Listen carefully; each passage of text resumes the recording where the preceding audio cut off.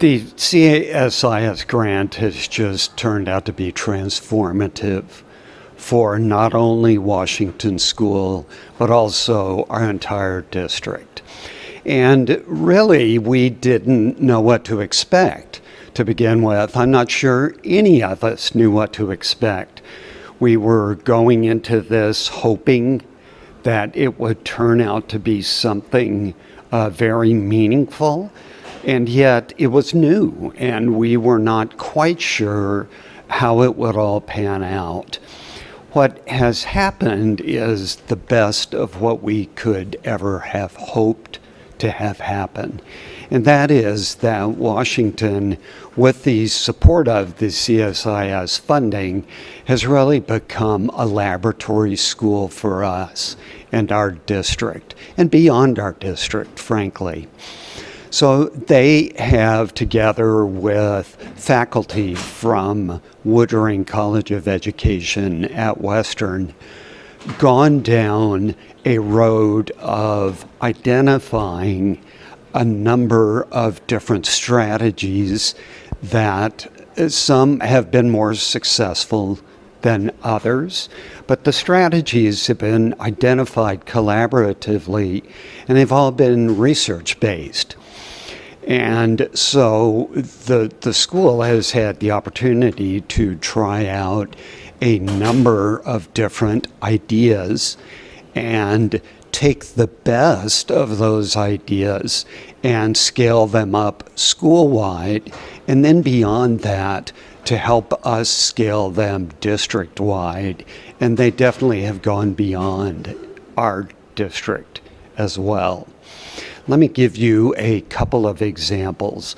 So, for example, the professional learning community process was one that we as a district have been very committed to, and yet we really had not done much in the way of providing professional development for our staff that would allow them to adopt best practices and become high-performing teams. And we were not real sure about how to go about that. Well, one of the things that Washington was able to do with the support of CSIS funding was to access the Dufour Institutes and train, I want to say 75 to 80% of their entire faculty in the Dufour PLC model. That has spread like wildfire across our school district. And so we have had a number of staff from our other schools who have been able to attend Dufour and are continuing to attend Dufour, some once, some more than once, and we have found that experience to simply be transformative. Another thing that Washington, through the project, really has helped us understand is what parent engagement looks like. We have known for a long time that we need to do a more powerful job and a better job of engaging our non-English speaking or limited English speaking parents. And yet, again, we didn't have much of an idea about what that should look like. And so we were sort of stuck, like many school districts are, hoping that we would get parents to attend traditional school events. Well, what Washington was able to do was to try out a variety of different strategies regarding parent involvement that were research-based and proved to be very successful in helping parents understand and learn about ways to help their children become more successful learners. And for us, that was the key. And so we have been able to learn from Washington staff in that regard. And those practices really, a number of those practices have been adopted across our school district. We also had family visits originate at Washington. We're familiar with family visits at the preschool and kindergarten level, and yet our question was, did they really have applicability and replicability beyond kindergarten? And what Washington was able to demonstrate to us was that not only were they replicable beyond kindergarten and applicable beyond kindergarten, but they were also a very powerful tool in reaching children and their families. And so we have had teachers in middle school, teachers at the high school level who have learned about family visits, home visits from Washington school teachers.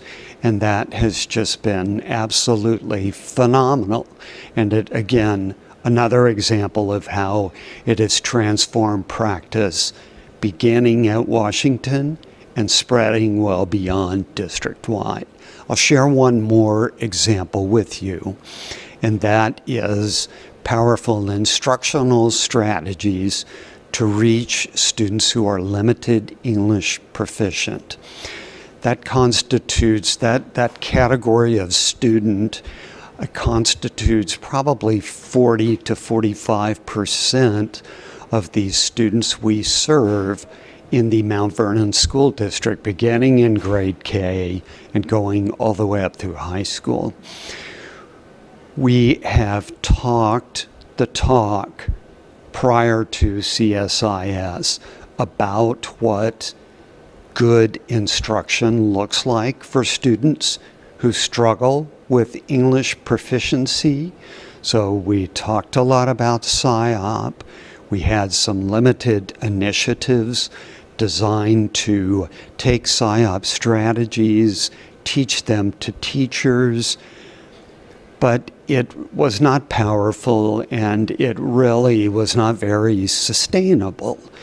And so the thing that Washington did was they latched on to not only SIOP, but more importantly, GLAD.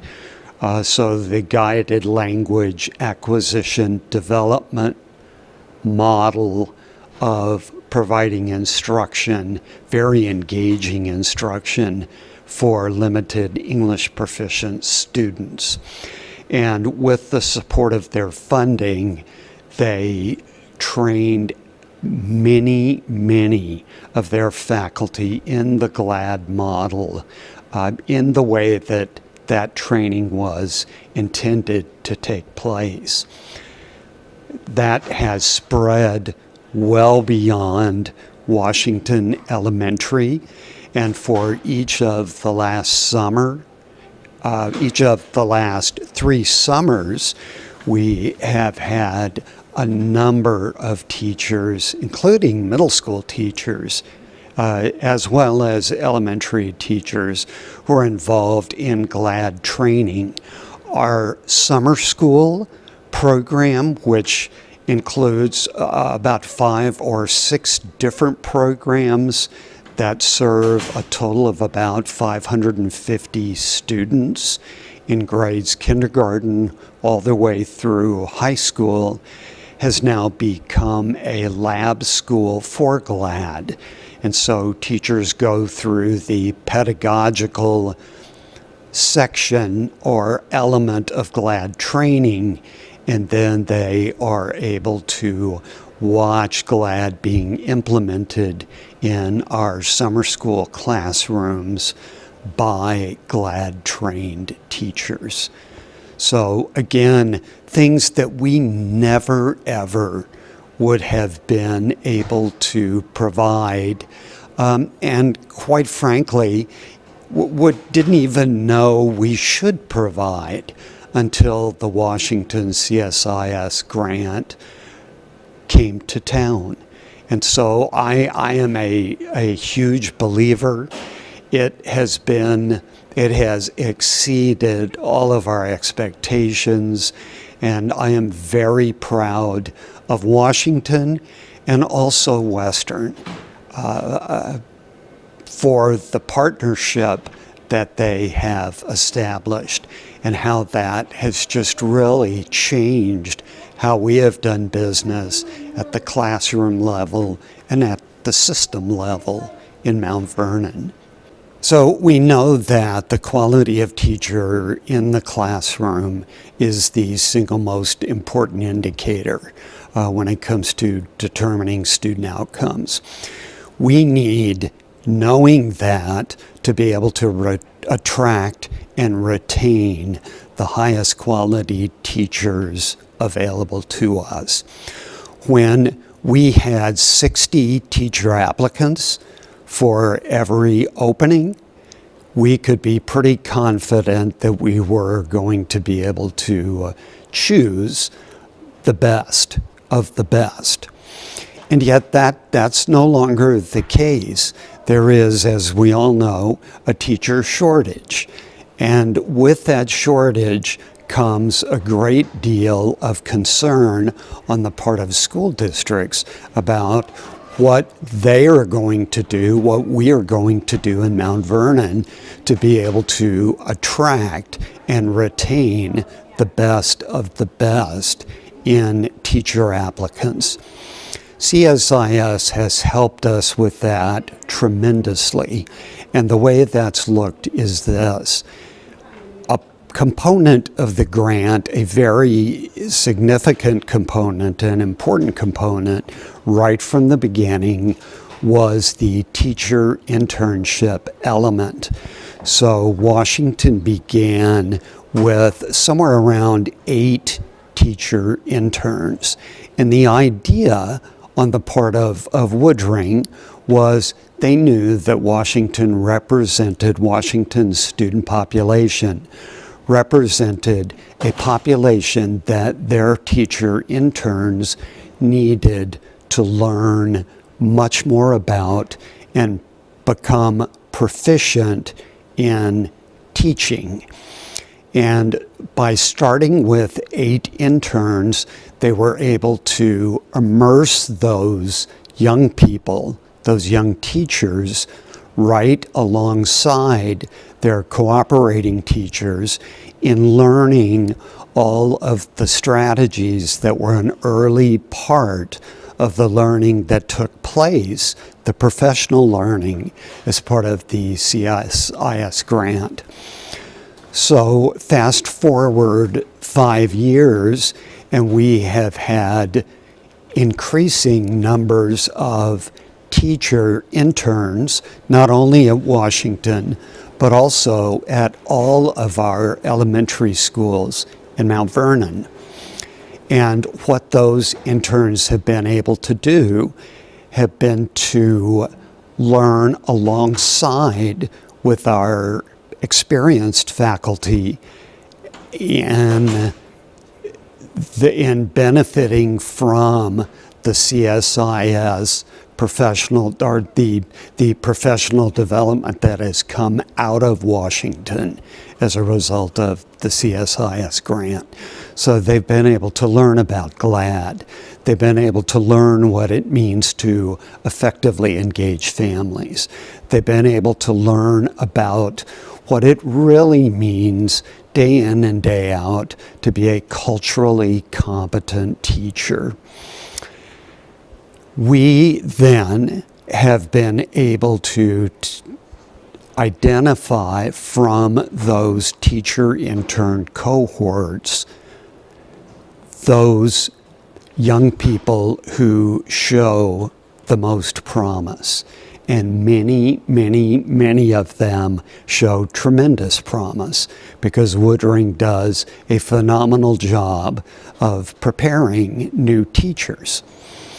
So about 2 years ago, Bill Nutting, principal of Washington, approached the district and said, I think we can capitalize on our experience with teacher interns by offering those interns who we know we want to hire as full-time teachers next year, by offering them a contract in the spring after they have finished their student teaching.